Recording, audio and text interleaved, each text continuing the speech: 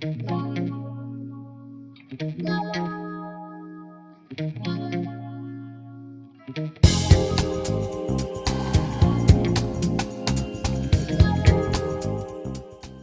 d'una banda jo crec que podríem recuperar hàbits que teníem a principis del segle XX o fins a mitjans del segle XX que estaven relacionats amb rituals de mort i que hem perdut ara.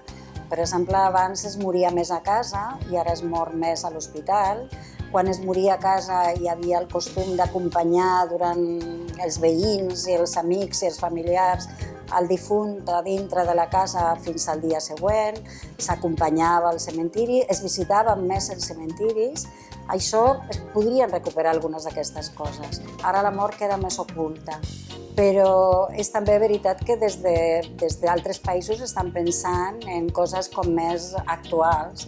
I al Regne Unit hi ha un moviment que es diu els cafès de la mort o el té de la mort, que consisteix en fer reunions una mica lúdiques, però per parlar de com t'agradaria que fos la teva mort, quines morts has viscut al teu costat que eren bones morts, quines no han sigut tan bones, com podem apropar-nos amb més consciència en aquell moment.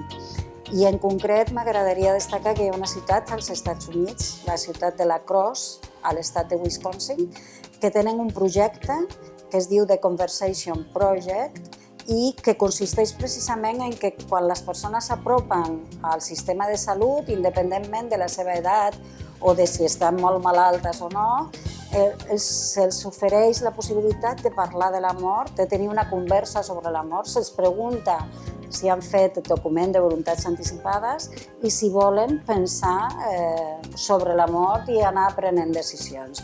O sigui que hi ha maneres de trencar aquest tabú. ADMD també ens preocupa que els joves viuen molt una mort ficcional als videojocs, a la tele, a les pel·lícules tan violentes que veuen, i això conviu amb un allunyament de la mort total. Llavors nosaltres fem activitats també als instituts per trencar aquest tabú de la mort i fem debats sobre l'eutanàsia o xerrades sobre la mort digna i els fem pensar en que hi ha una mort real, que no és la mort dels videojocs.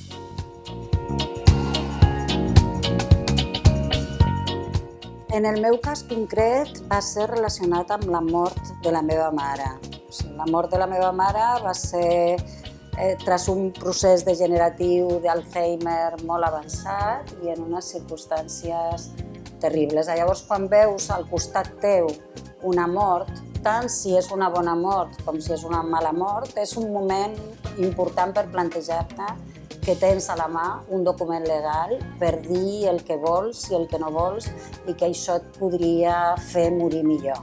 Jo vaig veure que segurament si la meva mare hagués tingut aquest document, coses que li van fer, com alimentació, per exemple, doncs no haurien passat. Però jo crec que en general s'hauria de fer a partir de la majoria d'edat, que és quan el document ja es pot fer legalment, a partir dels 18 anys, i hem de pensar que hi ha joves que tenen accidents de tràfic, per exemple, i que tras aquests accidents de tràfic es troben en situacions on s'han de prendre, desgraciadament, determinades situacions. O sigui que jo aconsellaria als joves també plantejar-se aquest document i en qualsevol moment de la vida, per exemple, si has de tenir una intervenció quirúrgica, que segurament anirà molt bé, però podria tenir alguna complicació, si tens una malaltia greu, si tens una malaltia crònica. És a dir, que en molts moments, però jo deslligaria el moment de fer el document de pensar que ja tens la mort a prop i el faria a partir dels 18 anys. Per exemple, en aquesta ciutat de la que he parlat abans, si el 96% de la població té fet el document, està claríssim que tothom l'ha fet, no només els malalts, ni els vells, ni... O sigui que ens hauríem d'acostumar a fer-lo abans. A veure, segons la llei que tenim a Catalunya des de l'any 2000, al teu DBA el que tu pots posar, com que tenim uns drets, per exemple, a renunciar a un tractament, o a que no se'ns apliquin suports vitals com la respiració artificial. Tot això què vol dir? que el DBA pot incloure totes les decisions que jo podria fer en cas d'estar en una situació en què em pogués expressar. O sigui, jo puc renunciar al tractament, puc dir que no se'n facin determinades proves diagnòstiques i tot això. Això normalment diem que és la limitació de l'esforç terapèutic i el que jo dic al meu DBA és que en determinades circumstàncies el nostre model, per exemple, posa dany cerebral important i irreversible, càncer en fase avançada i irreversible, malaltia degenerativa en fase avançada, demència severa. Llavors, en aquestes situacions jo no vull que hi hagi aferrissament terapèutic. Què no es pot posar? En principi, coses que no són legals encara. Per exemple, l'eutanàsia o el suïcidi assistit es podrien posar a Holanda o Bèlgica i Luxemburg. Per exemple, si jo em trobo en aquestes situacions, voldria demanar l'eutanàsia, es podria posar, i nosaltres no. Ara, el model de DMD sí que té un punt en què posa que si en el moment en què em trobi en situació motiu d'aquesta declaració la legislació hagués regulat el dret a l'eutanàsia, doncs és el meu desig morir de forma ràpida i indolora per aquest procediment. Llavors, què podem posar?